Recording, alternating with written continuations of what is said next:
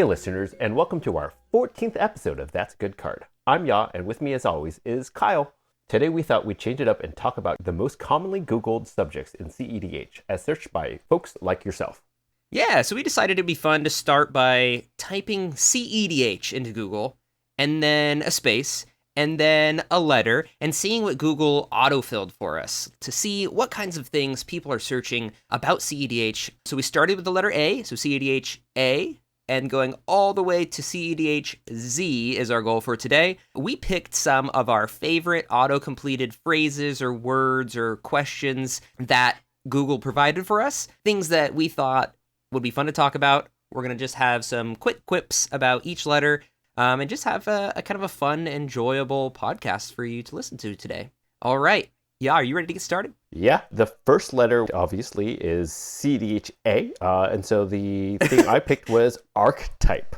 So all I have to say about that is know your role, whether you're playing stacks, mid-range, or turbo, or some kind of in-between, and use the archetype that you're playing to kind of dictate your play style and the politics that you may be trying to kind of achieve there. Like stall the game, go fast, or like to go happy medium. Yeah, for sure. I also selected archetypes. I thought that was a good one just to point out. I also wanted to notably point out that CEDH archetypes, like if you're Googling CEDH archetypes, I think that a lot of the expectations would be that you're just looking for a really fast turbo deck, which just isn't always the case. And I think it's a common stereotype that CEDH decks are fast decks, and that's not necessarily the case. So yeah, that's all I got for archetypes. Let's move on to B.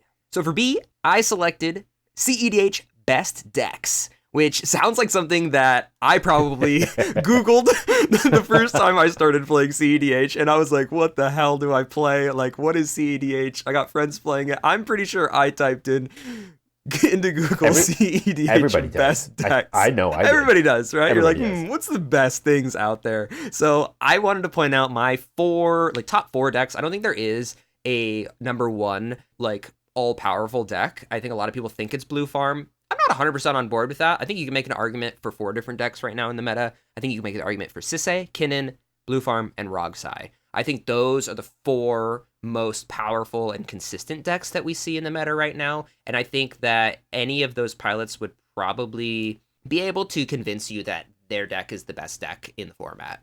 Yeah, what'd you do for B? I picked budget decks. Oh, that's another good one.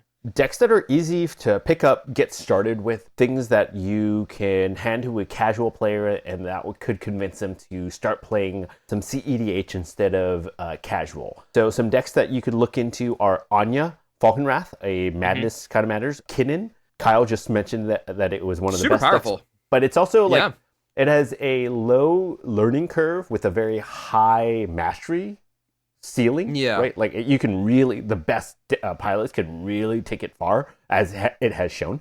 And you can build it pretty cheap too. Yeah. Even if it's not at its like pure most tuned form, you can still build it. There's a sub $100 like Kinnan list floating around there somewhere. That's sick. That's awesome. Another two mentions are Godo. I think that one's pretty easy. Count to 11. Go ham with Godo. And then Yuriko, which might be the easiest kind of commander to hand to somebody and get them to convince to play CEDH because it's got ninjas. Yeah. Her ability it's got common is broken. ninjas, uncommon ninjas, just a bunch of little dorks, probably like 2-cent cards, right? And unfortunately, Yuriko plays kind of a lot of bad cards in it, but she fortunately needs them to or unfortunately, yeah, right? she needs them to enable her game plan, and so overall, she's pretty cheap. But yeah, that's what I've got for B. Moving on to C, I've got cards. Yeah, one of the CEDH cards. Yeah. I'm going a slightly different route here. I'm going with a kind of a statistics, like Magic has more than 27,000 cards. I've mentioned this before, and CEDH probably only plays, I roughly guesstimated, that's right, 600 to about 1,000 maybe of those 27,000 cards. When you look up, there used to be this thing in Moxfield called the CDH Staples list. Basically, all of the cards you commonly find, right? There's 212 cards on the Staples list, right? Yeah. Every deck runs them. It doesn't necessarily include lands, but it does include some of the lands. And then from there, your fast rocks and whatnot. And so, cards. There's a very few amount of cards that make CEDH. What do you have? Yeah, in the grand scheme of things, I think that your estimation is probably right. Like 600 to 1,000. That sounds pretty accurate for that. Probably encompasses like 95% of cards in all CEDH decks. I picked for C control deck. Nice. So someone Googled, or many of you Googled, CEDH control deck. So you're probably coming over from another format where you're like, I love to play control. I want to switch to CEDH. What do I play? And my answer for you is Niv Mizzet per run. So Niv Mizzet's got counters, bounces, pings. It's everything that you want in a control deck. It's an Izzet deck. You're playing blue. You're controlling the board. I love me some Niv Mizzet. Cool. Let's move on to D. So for D, I picked CEDH Dinosaur deck, which I thought was the funniest thing that this pops up. Because, Magic players in general love to play big dinos. I think it's one of the probably the most common, and popular tribals, right? I think that people just love playing big dinosaurs. And right now, there is a big dinosaur that is incredibly strong in the meta in Atali. So Atali, the red one that flips over into the Infect, so it's technically Gruul. I'll put it up on the screen for the listeners. If you love dinosaurs, you get to actually play a competitive, good CEDH deck that plays dinosaurs. So and shout you get out to play Atali. Your opponent's decks, technically. That's true. That is true. Awesome. What did you pick for D? I picked database, CEDH database. You'll probably hear this about the CEDH database. For a long time, it was where people could submit a deck that they thought was CEDH viable, and then it would go through this panel that would kind of review it and then decide whether or not, yes, we can put this on the database, and then you became like official. And it was kind of a source of like pride and kind of a way to say that you have made an impact on the game, right, by having a deck on the database. It isn't updated frequently, and so people are referring to it a little bit less and less, but it still definitely pops up. It was how I found out a little bit more about CEDH, and so yeah, it's a good baseline. Yeah, I recommend people check out Discord nowadays. Discord is probably a little bit more helpful. It's more up to date, but it is a little bit more overwhelming. So I can see why people still refer to the database. Yeah. All right, let's move on to E. CEDH E. What you got, y'all? I got events, CEDH events. Get out there, go play in them. Gives you something to focus on, right? If you have an event coming up, it gives you kind of a focus for how you're playing. You get to meet people. You're playing local, live, and in person. Use topdeck.gg. That's how I find a lot of events I want to go and do. Or you can consider hosting your own, right? Just get a group of friends together and host an event. But do events. It gives you a reason to play. What do you have, Kyle? Yeah, for E, I picked equipment deck. Because once again, I think it's really funny. In my head, anytime somebody is like Googling this, they're a Magic player who plays in different formats and they know what they like. And they're going, you know what? It's probably the same guy who plays dinosaurs. They type in CEDH and they go, equipment deck. All right, awesome. There is one that I think is pretty good. It's Tana Arden. So it's a partner pair. And one of the people that plays in our pod plays Tana Arden and uses some big equipment attached to Tana to make 1,000,000 saplings and win the game. So it's a pretty decent deck. It's definitely good enough for CEDH. Does it see competitive success? Probably not as much as the Tana Arden player in our pod wants to see it, but it's definitely CEDH, good enough to bring to the table, and it wins games. All right, let's move on to F. I selected CEDH Fast Mana, and I just want to point out that Fast Mana, in my opinion, are mana positive rocks only.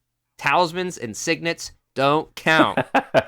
Y'all were talking about this before the podcast. Y'all also selected Fast Mana. And included talismans. Right? Talismans are not fast mana. And they suck. At the end of the day, I think my take on fast mana is it actually kind of helps define CEDH, right? It's one of the factors that kind of like if you're playing like Mana Crypt, Mana Vault, Mana, Mox Diamond, all of the Moxes, Mox Opal, Chrome Mox. Like you're looking to generate a lot of resources, and Magic is all about resources and cards, right? So the more resources, so you can play more cards, and more cards, so you can have more spells than your opponent. And if you can do that, you can probably win. So yeah, fast mana. I include talismans, but I mean, Kyle's probably not wrong. Talismans are 2 costs, and they only produce that's like ramp. 1 or 2. Right, it's ramp. That's ramp. But yeah, all right, mana. G. What do we got for G? Gameplay. CEDH gameplay. That's how I got started. It's what convinced me, like, hey, look, this format that is imposing, it's actually not that bad. It's kind of what caused Kyle and I to start this channel, right? Is to try to just make this overwhelming game feel a lot more approachable. So shout out to our friend Ristic Trigger. They just got started on YouTube, and you can catch some familiar Super voices nice human. playing the game that we all kind of are curious about. So check out any gameplay there. You'll find your niche and the people that you think are the best at vibing with. What do you got, Kyle? Yep. Arguably, so I also did CEDH gameplay because I think this is probably the most important thing for you to Google.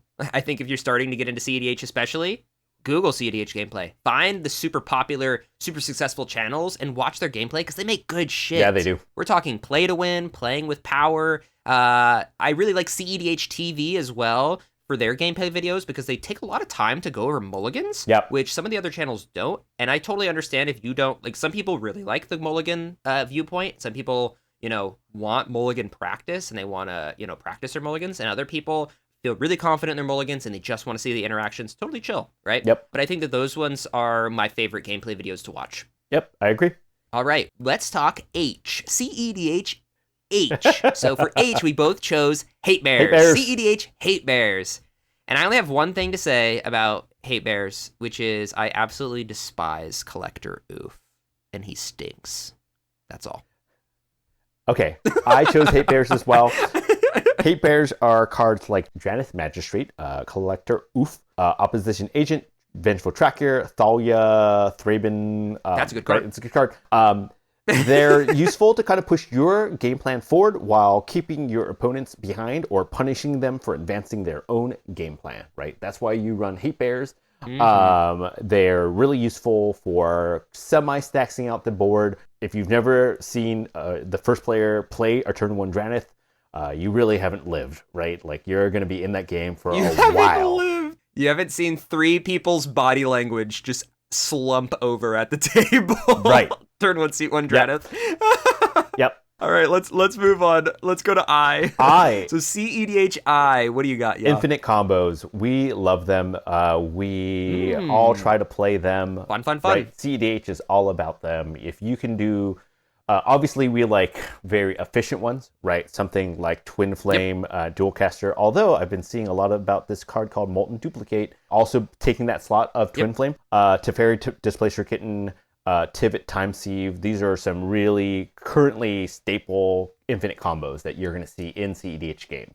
Yeah. Look those up. Well, Tivit, Time Sieve's only infinite until people start dying. Yes. It's not technically infinite, but it's like... it's not technically infinite. It's pretty but... determinate at times. It's good enough. Yeah, it's good enough. It's good enough. That'll do it. What do you have, Kyle? All right, for I picked CEDH Is It Commanders. Once again, people are Googling what they like. And for Is It Commanders, I think you should try out Gearson Starn. Yeah. I think Gearson Starn is a deck that I've seen played a few times now. I think most of the time people default to Niv Mizzet, like I mentioned before. Great deck. Awesome deck. Love it, right? Nothing against it. But I also have been seeing Gearson Starn, and it's just fun. It's cool interaction. It's burn. It feels more like a standard Is It deck. It plays very like more similar to like how a standard Is It deck would play, like a Stormy type deck. So yeah, try out Gearson Starn.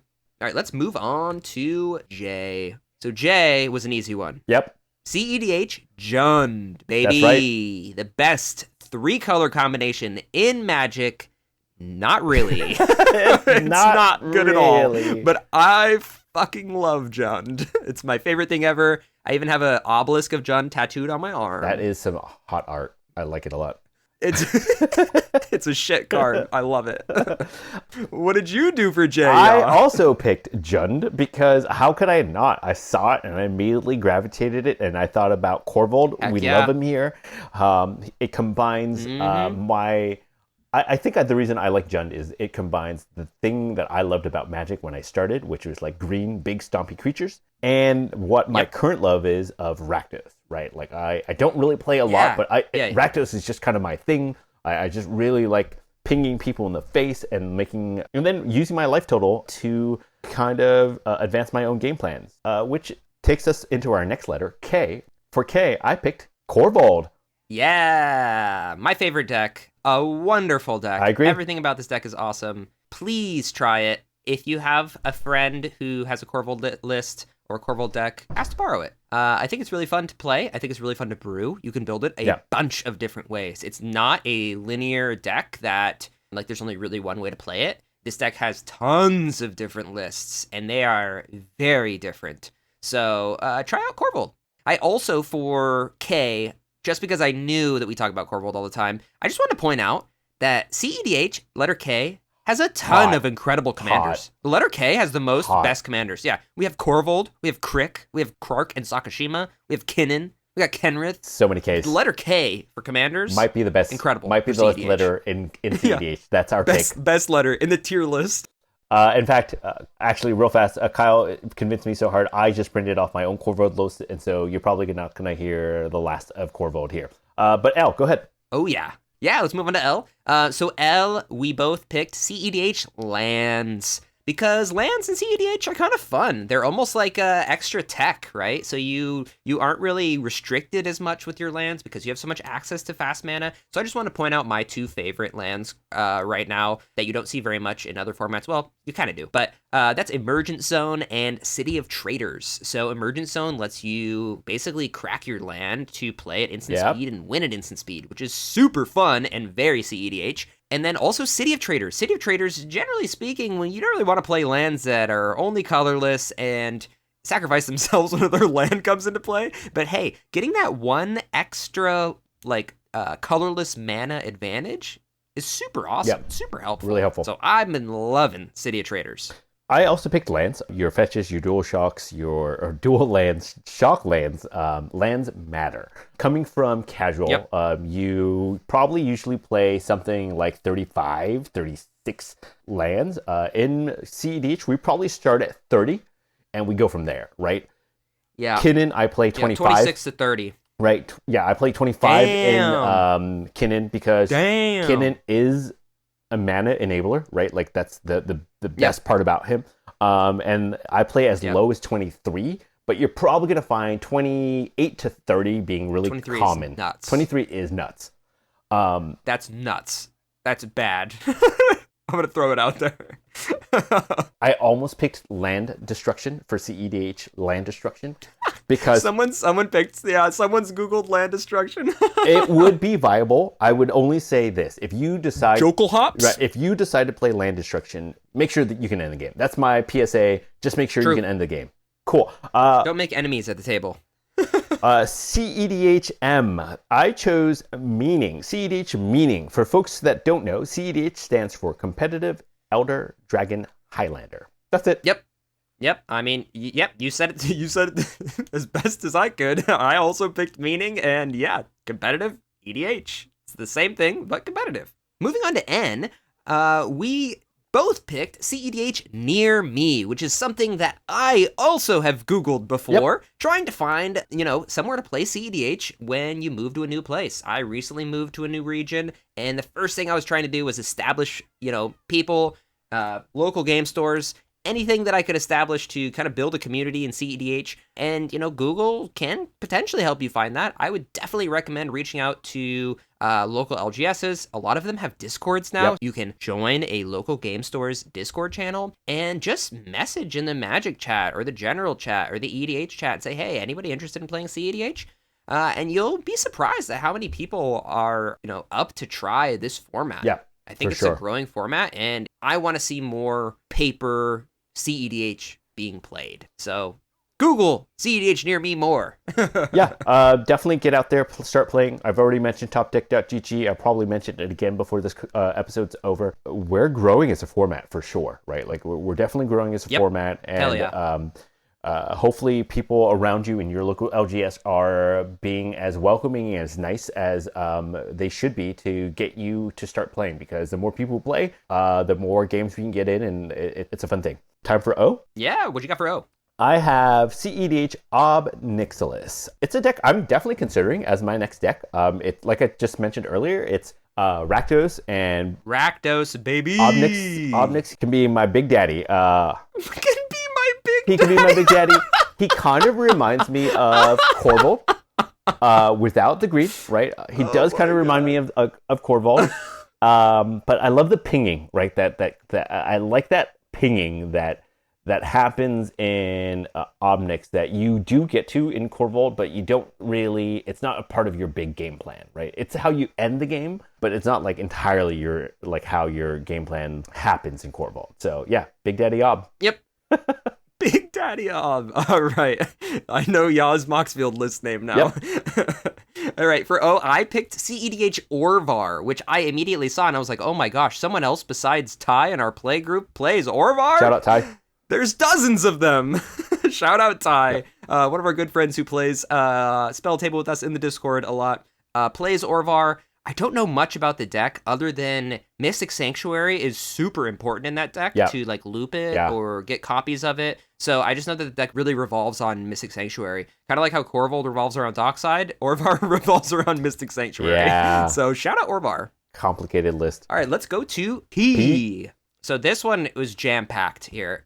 There were so many great choices for us to pick. I ended up picking CEDH Primer. Yep. Now, a primer, for those of you who don't know, when you find a deck list, a lot of times, if the brewer is a great human being and loves helping people, they have written a massive report/essay on how to play the deck that they built. And some of these are super extensive and are incredibly helpful resources and tools to help you learn a new deck. So if you see that little button that says primer at the top of your Mox field, please click it. Someone has put a lot of time and effort into explaining how the deck works for you. So leave a like on their deck list and, shout out to all the people who create CEDH primers and update them. You to real MVP. You guys are solid. They are definitely, I agree with Kyle there. Like, they're great, solid human beings, and they're great for the game. For P, I picked Proxy. CEDH proxies. Don't break the bank. Print and use proxies. The format is incredibly proxy friendly. Google if you want to get nicer proxies. There are tutorials out there, but a good printer, scissors, and some draft chaff, right? Stuff that you get at your local draft will get you rolling. Just print them out, cut them out, put them on top of a card that you're never going to really use again, right? Unless you're using it for draft. Shove that into the sleeve. You've got a proxied CEDH list. Also sometimes called a playtest card. And so also honorable mention for using Moxfield or Cockatrice to test out cards if you have a group that's willing to let you use those platforms when you play on Spell Table. That way you can really test out a deck before you print it out or pay money to get it printed out by other means, but start playing around. Yep. Keep CEDH equitable for all. I think that's super important. I'm a huge fan of equity in this format. Everyone who plays Magic comes from a different background. Not everyone is able to have that same financial flexibility as other people. So let's keep CEDH equitable and be proxy friendly. That being said, not a fan of fakes. Please do not make fakes, fake cards, and selling them as fakes. You're an asshole if you do that. Yep. So there's a huge difference between this. Be honest with your proxies. Let your playtest group know. Ask. Do not sell fakes or counterfeits. If you do, you're a jerk. Not something we endorse. Gross. Also, what do we have for P? What else do we have? Oh, the last one for P was a highly Google searched CEDH P word was podcasts. And you know what? Congratulations. Let's give a round of applause, y'all. They found the best one. They found the best one that exists. The best CEDH podcast. We won every award for it. So like and subscribe. Thank you so much. We'll take this time to thank you for listening. Like and subscribe. It helps us out a bunch. Shout out to all of our viewers and listeners who, stick with us through the good cards we bring to the table, the bad cards that we bring to the table, and just being there for the conversations. Yeah, the questionable cards, Thank you all for supporting this process. We're not going to bring you anything boring on any given basis, that's for sure. So I hope that we keep your interest peaked and we're something that you like listening to. Yep. So shout out CEDH Podcasts. All right, moving on. What do you got for Q? I'll be honest with you, I got nothing. It was a lot of things that started in Spanish, and my Spanish is That is very true. bad. So, what do you got? That is true. Yeah, so the only thing that I saw was Queen Kayla, which is like a Boros stacks deck that like was a flash in the pan. I actually think CEDH was it CEDH TV? Somebody did a review of this deck. Yes. Like yeah, someone did a review of this deck like a while ago. I think it's Boros stacks. It's just like a hate bears type deck. If you play Queen Kayla, shout out you.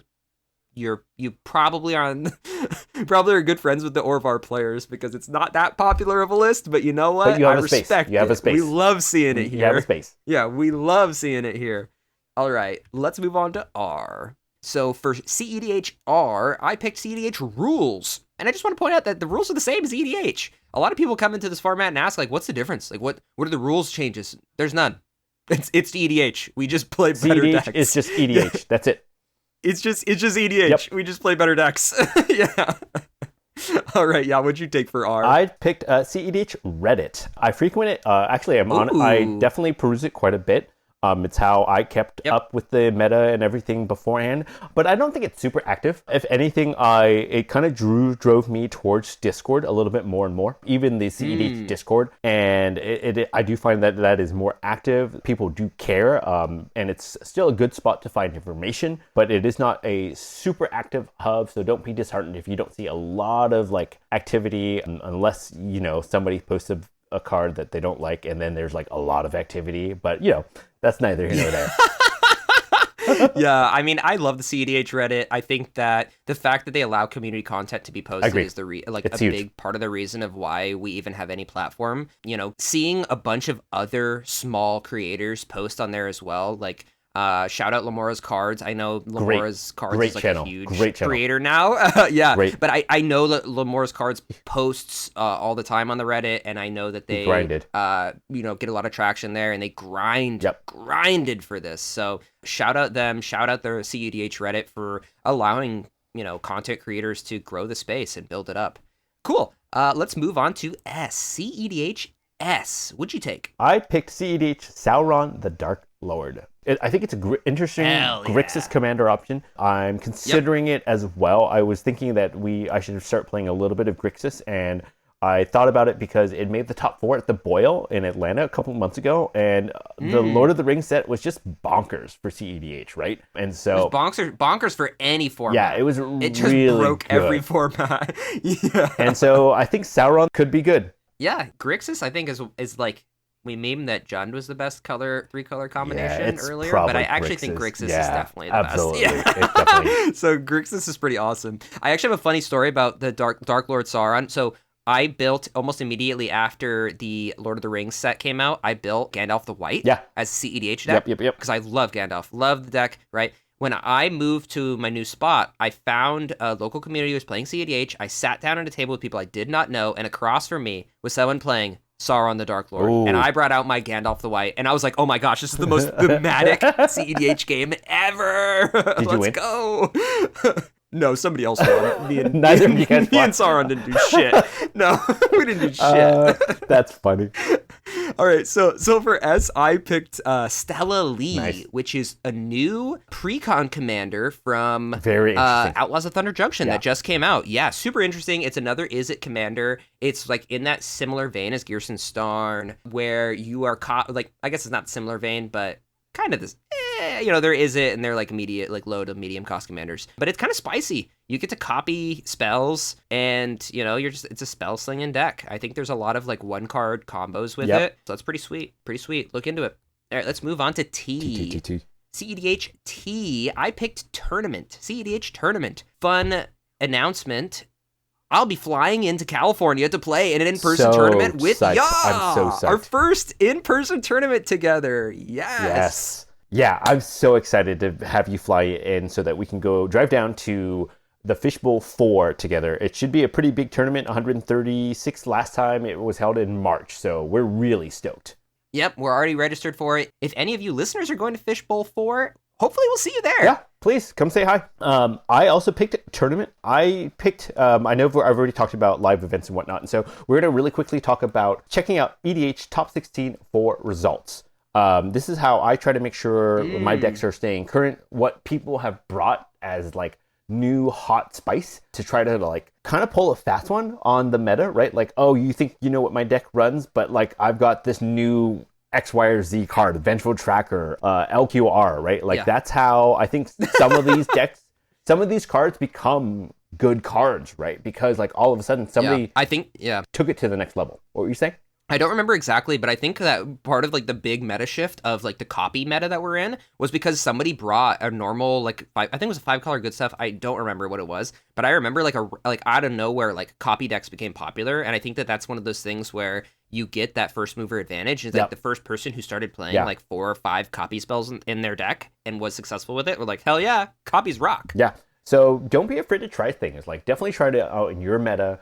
And then you can use the EDH top 16 tournament results in general to see how these things kind of stack up and see what else is kind of like coming down the pipe. Yeah, exactly. All right, we are on you already. We're flying through these, yeah. What did you pick for CEDH U? I picked Underworld Breach combos. CEDH Underworld Breach combos. Combos with Lion's Eye Diamond, Lotus Petal, and Brain Freeze. I think you do want to include Intuition to fetch up this combo. I do think this is a complicated combo in the sense of there are a lot of moving pieces to it, and so you got to practice it.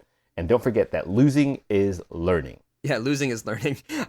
There's definitely a reason why in Google the Underworld Breach combos comes up for CEDH Underworld Breach. It's because people are Googling because they're like, well, how the fuck do you do this combo? Like, how do you win? I think it's pretty difficult. Like, obviously, it's a really popular combo. So most seasoned CEDH players know how to do the combo by now. But I know early on, as a new CEDH player, I was struggling to comprehend how you do it. I was like, okay, I have to like feed cards into my graveyard so that I have enough to pay escape costs, and I have to have a certain amount to start it. Like, it's definitely complicated. It's not an easy line. It's no Dual Caster Twin Flame where you're just like, okay, I cast these 2 cards and I win. Or the same thing as Thassa's Demonic Constellation. Yeah. Unless somebody panic names a card that's in their deck. And which I've almost done before. Did I tell you about that? No. I was playing Korvold, and I Praetor'd for Thassa's, and then I tainted, Demonic Constellation, the one where you have to name. I had to name in Korvold, and normally I was so used to playing a blue deck for doing it, I normally name Llanowar Elves. Oh, no. And I named Llanowar Elves in my Korvold deck, which sometimes I play Llanowar Elves in certain lists. Did you but flip luckily, I had Elvish Mystic in, and not Llanowar Elves. And I was like, oh my god, I almost just trolled this so hard. They must have been like, that would have been hot. Yeah, everyone was just staring at me like, Llanowar Elves? All right, let's talk W. See, now, hold on. If you were listening closely whatsoever, you realize that Jan and I, we may or may not have skipped over V during the recording of this podcast, so I'll do that real quick right now. CEDH V, I would have to choose CEDH Voltron, and you couldn't mention CEDH Voltron without mentioning our favorite Voltron commander, and probably the only viable one right now, Slicer. Slicer loves to use a ton of powerful artifact equipment and pass them around the table so that you can eventually win through damage. Slicer is probably the only viable Voltron commander right now in the format. I guess you can kind of include Tana Arden, which we mentioned before, as kind of an equipment deck. But in terms of Voltron and just pure one dude getting a bunch of equipment attached to them, I think Slicer's your best bet. So take a look at Slicer. Sorry about the confusion. We're going to slice back towards W and finish off the podcast. CEDHW, we both picked the same thing, which is Winota. Rest in peace to a legend. Winota. Winota was the deck that Ya was piloting a ton when we first started playing together, and Ya whooped me with Winota time and time again. And, that's the first real deck that a burning hatred grew in my heart for, because I got my ass handed to me so many times by a Walking Dead character, Rick. Oh being man. flipped onto the table, or that stupid jerk Blade Historian who gives everything double strike. Also pretty Oh big man, jerk. that's the good shit though. Yep. All I have to say about Renota is rip. She was my bae. She was definitely fun while she lasted, but in this current Orcish Bowmaster meta, she doesn't quite stack up. Yeah, I think the meta shift, it was tough on Winota. It was just tough in general, and a lot of the really, really good cards that have been released, although White is getting some help. Yeah, I don't think that being Boros Boros isn't getting much help from WotC on the releases. Especially with no way to protect her and no easy way to get card draw without like the one ring. She needs a little bit of help. Moving on to X. Yeah, moving on to X. So for X, CEDH X is something that you can Google and then continue to type at that's a good card, which is our X handle. So please take the time right now and follow, because there's really nothing for CEDHX. This is what we came up with. Please follow at that's a good card on X, formerly known as Twitter. Give us a follow. We will try to become more active on it. I know that the CEDH community does have a pretty active X community. Yeah. So it's something that we haven't really dove into 100%, but it's something that we want to grow. So give us some follows, and see you on X. Let's move on to Y. So for Y, I picked Yasharn, CEDH Yasharn, which Yasharn is a super cool stacks deck. I think it's anti-fun to the max. If you like making everyone at the table miserable, you should play Yasharn. Definitely. If that's what you want to do. Shut down certain decks completely. Yeah, do it. Go for it. Yeah, what did you pick for Y? I picked a card we've already talked about a little bit, but we can't say why without mentioning Yuriko, the OG Bae. She was the first deck I built. I probably have the most real cards invested into Yuriko because, again, we mentioned earlier, she has a lot of like low to the ground, kind of bad cards for most other decks, almost all other decks, but good for her. And so, Yuriko. Besides Winota, I have the most cards, real Magic cards invested into Yuriko. Awesome. All right, and we've made it to our final letter, Z. So CEDH Z. What'd you pick, yeah? I picked CEDH Zur the Enchanter. He's making a little bit of a resurgence. They are running Zur as a little bit more mid-rangey, so sometimes instead of going for just the win now, they're going to go fetch for like a Ristic Study, but Zur can go burr, for sure. Combos with Necropotence, pay a lot of life to draw most of your deck, probably crack an Emergence Zone, which we've mentioned, or a Born Upon the Wind, and try to steal the game. Yeah, I mean, Zur's and Esper. I think Esper is super strong. Yes. I love Esper decks. It's like Marnius, Calgar. Calgar. Marnius, Calgar. Something. Cowgirl. Marnius, Cowgirl. Cowgirl. That's what we're going to call it. Esper is just really fun. I think it's pretty solid. Cool. For Z, I picked Zada, which not a lot of people may realize that Zada is kind of a pretty dope mono red commander. So I actually met a Zada pilot at a local tournament who was playing Zada and had a lot of fun playing against their deck. They were a awesome human, and shout out to the all-in type mono red Zada players out there. It really is like a feast or famine deck, but it's really fun. It seems kind of like you have to figure out the puzzle as you go, which is very similar to Korvold in that sense, where you're kind of building your win and navigating it. It's not a linear type deck. So shout out all the Zada players out there. All right, we made it to the end. That's it. A to Z. Everything that has ever been Googled about CEDH has now been covered by us. Wow, that was easy. Super quick. We did that in like 40 minutes. That's easy. Remember those old buttons that used to sit on people's desks and you would hit it and it would go, that was easy. Yeah, that's what we just did. That's just what we did. Boom. So another note for y'all is if you have any questions about CEDH in general, please join us on Discord. Our link to the Discord is in the description down below. We would love to answer any questions that you have about whatever that pertains to CEDH. We've been building up a small but strong community in our Discord. We love talking decks. We love talking meta. We love talking anything that pertains to Magic in general. So we also play games in there on Spell Table, so please join our Discord. Yep. Hit us up. So thanks to everyone for listening today.